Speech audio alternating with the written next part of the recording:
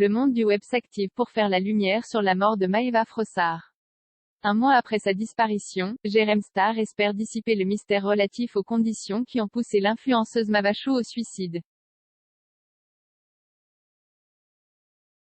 Le 22 décembre dernier, jour de son décès, une enquête pour harcèlement moral ayant poussé au suicide a été ouverte.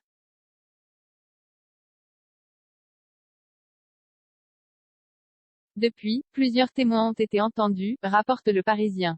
Des centaines de messages transmis, c'est notamment le cas de Jérém Star. La star de YouTube, spécialisée dans le domaine de la télé-réalité, connaît les effets du cyberharcèlement pour en avoir été la cible et a créé une plateforme sur laquelle figurent des témoignages et des contacts en cas de besoin. Quelque temps avant son décès, Maeva Chou s'était confiée à l'influenceur à propos de la haine qu'elle recevait sur les réseaux sociaux.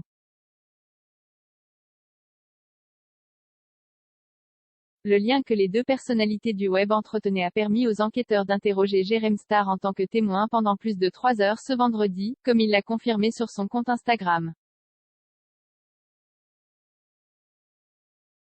Plusieurs centaines de messages écrits, des dizaines de notes vocales et de nombreuses captures d'écran ont été fournies aux personnes en charge de l'enquête.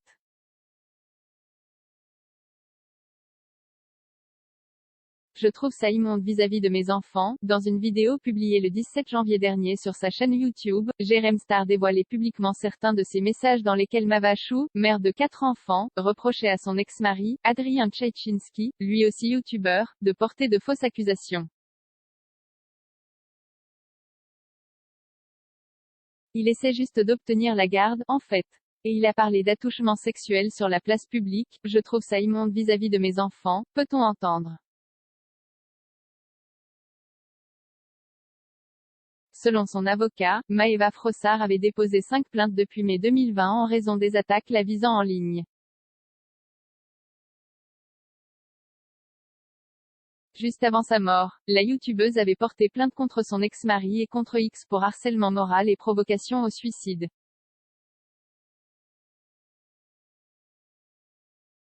Dans sa vidéo YouTube, Jérém Star expliquait se tenir à la disposition de la justice pour transmettre les bandes audio que Maeva m'a envoyées pendant de nombreux mois et qui contiennent, j'en suis sûr, pas mal d'éléments, j'imagine, utiles à l'enquête.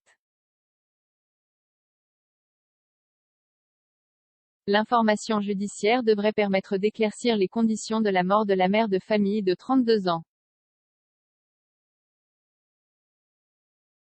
Si vous avez, ou connaissez dans votre entourage des personnes qui ont des pensées suicidaires, n'hésitez pas à demander de l'aide.